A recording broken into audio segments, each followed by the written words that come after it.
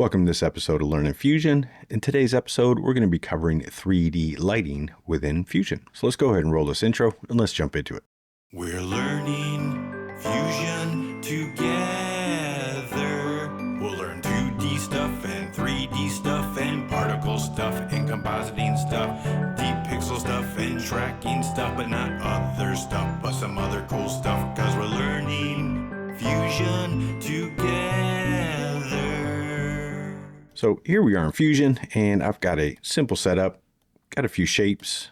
We've got our camera we covered the other day. We've got our Merge 3D going into our Render 3D, going into our Media Out. In our Render 3D, just remember, if you're doing the hardware render, make sure you enable your lighting and your shadows. And this is also why our shapes are black, because we have no lighting whatsoever. So if I was to uncheck these, you would just see the standard lighting. But since we want lighting on, it's looking for lights within our scene to light our actual object. So let's go ahead and cover these lights. If we go to our effects up here, and if we go to our tools, our first little list are lights. And these are lights we use within the 3D environment within Fusion. So our first one right here is our ambient light. I'm just going to click and drag that in.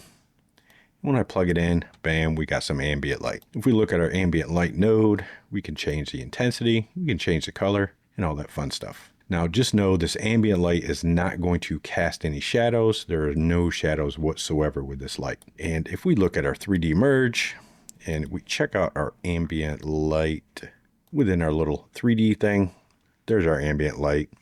And it doesn't matter where we put this in our scene, it's always going to look the same because it's just ambient light lighting up everything within our scene.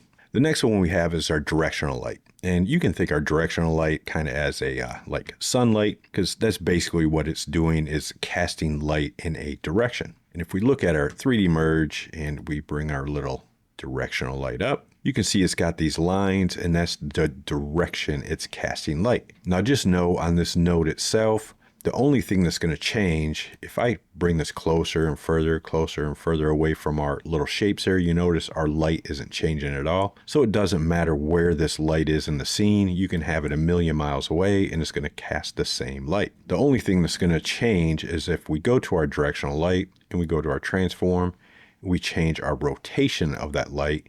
You notice it's changing how that light is being cast on our shapes.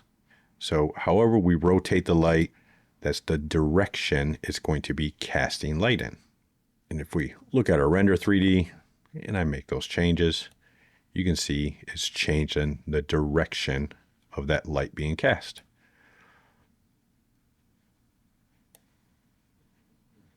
So there we go. That's the directional light.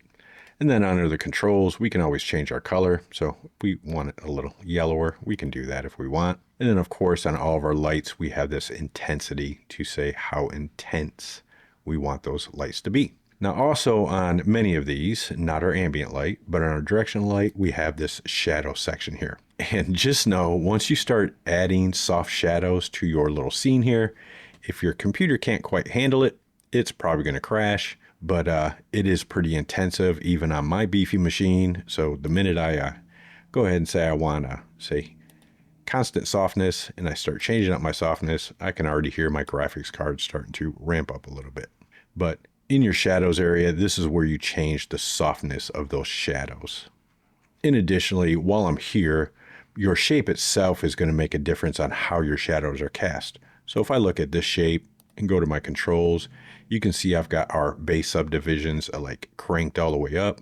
But if I crank them all the way down and get rid of our subdivisions, you can start seeing these lines on your shadows and your lights. And if you're seeing those, just slam your subdivisions up and you're good to go. Those will disappear. But back to our shadows, I'm going to shut this off. So that's a good habit to be in. If you're creating a scene, go ahead and create your scene, get all your lights set up. And when you're ready to render and be done with it, then jump back in and fix all your shadows, because like I said, it's going to be extremely intensive on your computer. So that is the directional light. I'm going to skip dome light. We'll do that last. But next we've got the point light. And that's exactly what it is. It's a point light. Just like any other 3D program, we can change our color here to whatever color light we want. So let's say we want a super orange light. There we go. We've got an orange light. And of course, our intensity here is going to change the intensity of that light. And if I look at our little 3D merge here and look at our point light, that's what our point light looks like. It's going to have little lines going from all directions. And this one does matter where we put it. So as if you notice, as I go over my little shapes, it's changing the direction of that light and where it is in our scene. So if we go back to our little render here, go to the transform, I can transform it back to where I want it to be. And that is our light. And again, on the controls for the point light, we also have the same controls for softness for the shadow. And then we have the spotlight. So let's go ahead and drag a spotlight in, and we're going to connect that into our 3D merge. And just as it says, it's a spotlight. So there we go. We've got a spotlight, and you can see it looks like a spotlight. We've got our little cone there. So we can move this wherever we want in our scene. Move it up. If I want to rotate it so it's shining down, I can rotate it so it's shining down.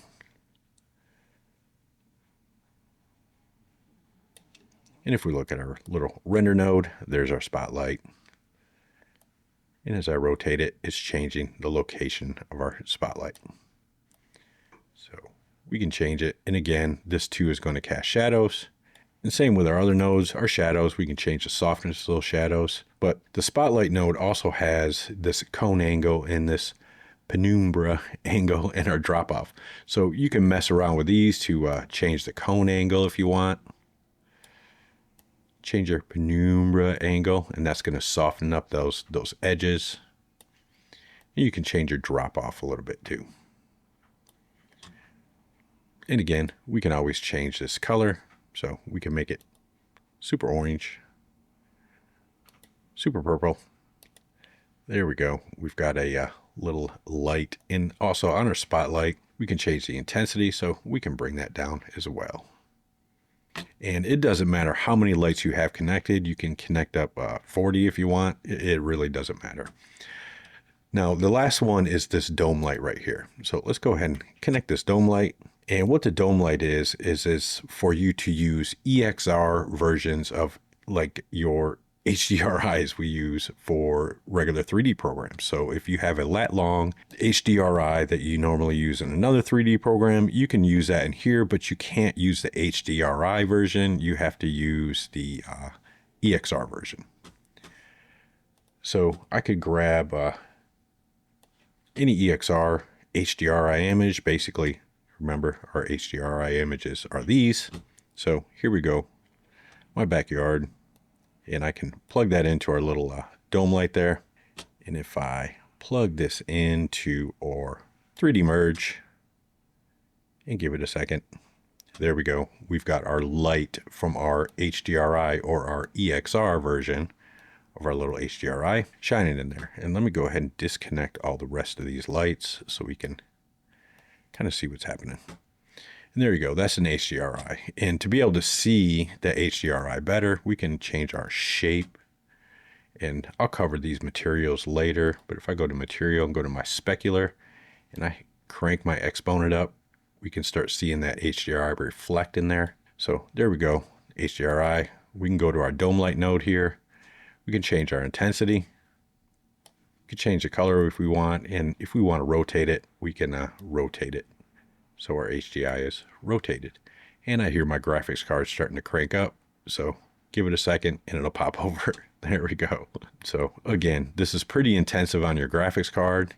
If you notice, I just double clicked. We'll see how long it takes on my beefy computer to go back to the normal.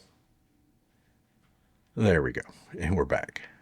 So we can rotate it however we want and use HDRIs for our lighting within our scene. So those are the lightings we use. We use our ambient light. Remember, that's just ambient light shining over everything, no shadows. We have our directional lighting, which is like our little sunlight. It's going to cast shadows in a single direction. And the only directions that really matter are your rotations. Where this light is in your scene doesn't matter. We've got our point light, which is going to be a point light, kind of shining in all directions, kind of like a light bulb. Then we've got a spotlight, which is a spotlight. And then our dome light, which is what we use for our little HDRIs. But just remember, We can't use a .hdr file. We have to use a .exr file in Fusion to be able to use those HDRIs. So I will see you in the next episode of Learning Fusion.